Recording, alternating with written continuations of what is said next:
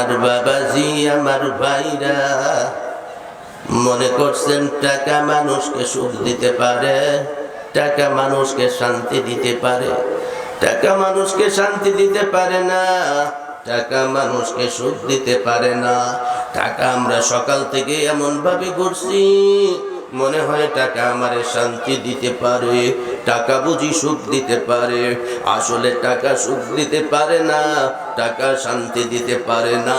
টাকাই হলো সকল অশান্তির মূল। হ্যাঁ, হইতেছে হইতেছে আছে। দেখেন তো এটা কার কণ্ঠ? আমার বাবাজি, আমার ভাইরা, আমার বন্ধু। বাবাজি, আজ থেকে বহু বছর আগে দুনিয়া নামক আল্লাহ জায়গা তৈরি করিয়া, ভাইরা, দুনিয়া নামক জায়গা তৈরি করিয়া দুইটা নেয়ামত দুনিয়ার বাজারে পাঠাই দিলেন।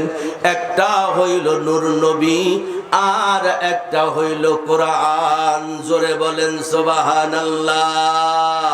হয় নাই, হয় নাই, হয় নাই, হয় নাই।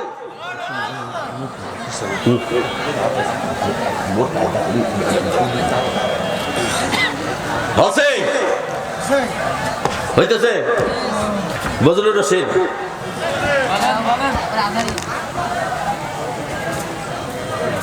হোসাইন নানার কাছে গিয়ে বলছে, নানা ভাই, একটা ঘোড়া কিনে চাই। নানা বলছে, হোসাইন, কি ঘোড়া তুমি কিনে চাও? নানা, এই মদিনায় কত মানুষ ঘোড়া চড়ে নানা ভাই, আমার কিন্তু ঘোড়া নাই। একটা ঘোড়া কিনে চাই, আমি ঘোড়ায় চড়বার চাই। হইতেছে? হ্যাঁ, হইতেছে। আরো বলবো বলবো বলবো আরো। আচ্ছা, একটা বক্তার একটু কণ্ঠ নকল করি। জহিরুদ্দিন ফরিদি, জহিরুল ইসলাম ফরিদি, জহিরুল ইসলাম ফরিদি নাম শুনছেন আপনারা? হ্যাঁ, আচ্ছা, ওনার কণ্ঠ একটু নকল করি। ছোট্ট একটা গাঠুরি বেঁধে বেলাল আসছে আবু বকরের কাছে, ডেকে বলে, আবু বকর, বিদায় দেওয়ার মদিনায় থাকবো না। আবু বকর বলছে, কে রে বেলাল, কেন মদিনায় থাকবে না?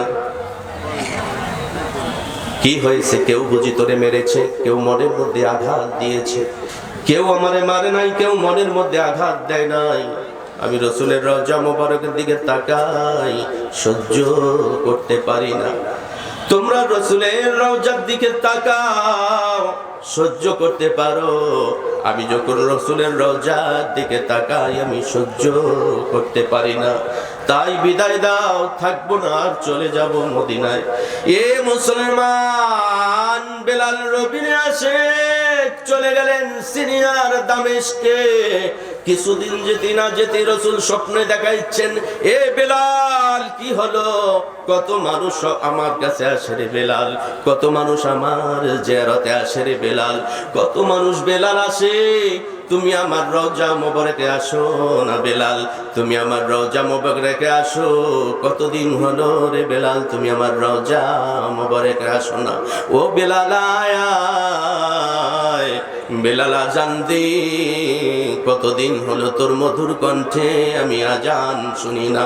বেলাল আয়, আজান দে, তোর মধুর কণ্ঠে আজান শুনতে আমার মন চায়। এ মুসলমান, বেলাল দৌড় মারছে সেই মদিনার রসুলের দরবারে। জোরে বলেন সুবহানাল্লাহ। চলবে চলবে। রসুলের একটা হাদিস আপনাদের সামনে বলবো, রসুলের একটা হাদিস আপনাদের সামনে বলবো। আচ্ছা ভাই, আরো আছে। কয়টা গেল? কয়টা গেল? চারটা। এবার বাসেদ খান দিয়ে তারপরে, হ্যাঁ,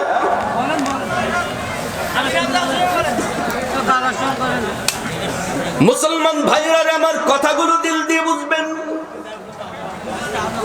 ইমাম তিরমিজি রাহমাতুল্লাহ আলাইহি মস্ত বড় একজন বুজুর্গ ছিলেন, মস্ত বড় একজন মুহাদ্দিস ছিলেন। তার ভালো কাজের মধ্যে বড় কাজের মধ্যে একটা কাজ ছিলেন, তিনি একজন বড় মুহাদ্দিস ছিলেন, তিনি একজন বড় হাকিম ছিলেন। এটা কার কণ্ঠ? বাসেদ খানের। এটা কার কণ্ঠ? বাসেদ খানের।